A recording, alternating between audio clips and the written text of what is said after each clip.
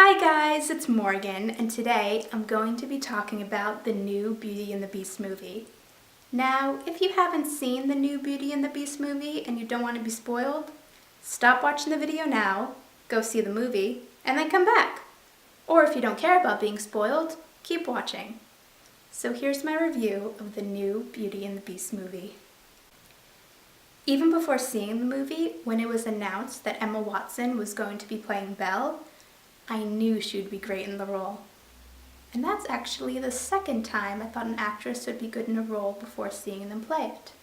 The first was when it was announced that Angelina Jolie would play Maleficent.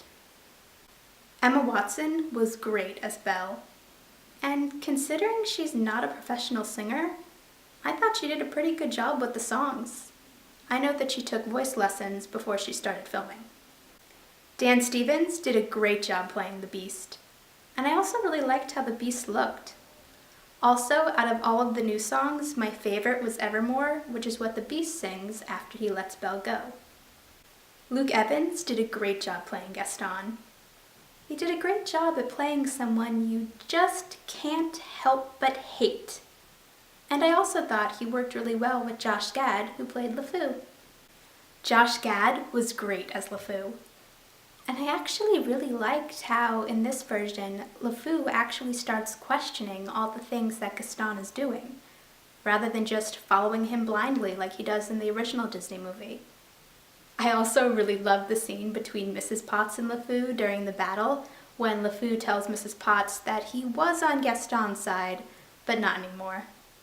And I also really liked the scene at the end when LeFou was dancing with one of the men from the village. I thought it was done really well. I thought that all of the actors that played the enchanted objects did a great job in their roles. They did such a great job at capturing their characters' emotions using only their voice, since the only scenes that they filmed in person were the beginning of the movie and the end of the movie. In the original Disney movie, I always wondered why the villagers never seemed to notice the castle in the forest, and since the Beast is a prince, I'm assuming that the villagers would have been his subjects, so you would think one day someone would be like, whatever happened to that prince that we had? This movie actually answers that question. When the enchantress casts the curse, she makes all the villagers forget there ever was a prince. During the song Belle, when Belle asks one of the villagers if they forgot something again, and he says he did, but he can't remember what, I got serious Neville Longbottom vibes. And since Emma Watson did play Hermione Granger in Harry Potter, there's kind of a connection there. I don't think that was on purpose, but that's what it reminded me of. I thought it was really funny when Lumiere and Cogsworth are taking Belle to her room, and Cogsworth mentions the West Wing, and Lumiere's like this. And then they both say that there isn't a West Wing, and that they'll take her to the East Wing, or as Lumiere would like to call it, the only wing. I also thought it was funny when the Beast is outside Belle's door trying to get her to come to dinner, and we see inside Belle's room and she's trying to escape out the window. I actually really liked that Belle tried to escape, because in the original Disney movie, she just sits in her room doing nothing. I hated Gaston more than normal when he tied Maurice up and was planning on leaving him in the forest for the wolves. I mean, I knew Maurice was going to be okay, and he did get rescued, but that doesn't make what Gaston did okay. It was definitely proof that he was willing to do anything in order to marry Belle.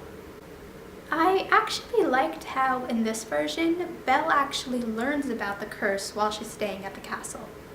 In the original Disney movie, she didn't know about the curse, but in this one, she does. They don't tell her how to break it, but she does know there is one.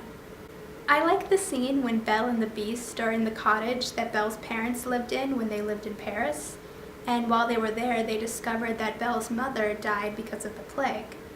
In the original Disney movie, you just assume that Belle's mother is dead, and they never mention her. So it was nice that in this version, they actually said what happened to her. I thought the ballroom scene was beautiful, and I loved Emma Watson's yellow dress. And I also thought that Emma Thompson did a great job singing the title song, Beauty and the Beast.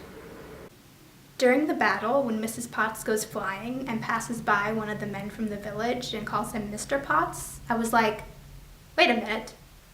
And then after the curse was broken, it's revealed that he was her husband and now he remembers her. And I also thought it was funny when Cogsworth's wife found him and gave him a hug, and while they were hugging, Cogsworth was saying how he wanted to turn back into a clock. Now, in the original Disney movie, Belle says, "I love you" before the last petal falls. That doesn't happen in this version. That last petal falls, and the beast dies. And not only that, all of the enchanted objects become actual objects. And not all at once. They actually have to watch each other become actual objects, which was really sad. But luckily, the enchantress is actually at the castle during the battle, and she hears Belle asking the beast to come back and saying, "I love you," so she brings everyone back to life and breaks the curse. I also thought the sets were amazing. Every room in the beast's castle was really beautiful. I really love this movie, and I really want to see it again. If you're watching this and you haven't seen the movie, I highly recommend you go see it. If you're watching this and you have seen it, let me know what you thought about it in the comments. Bye!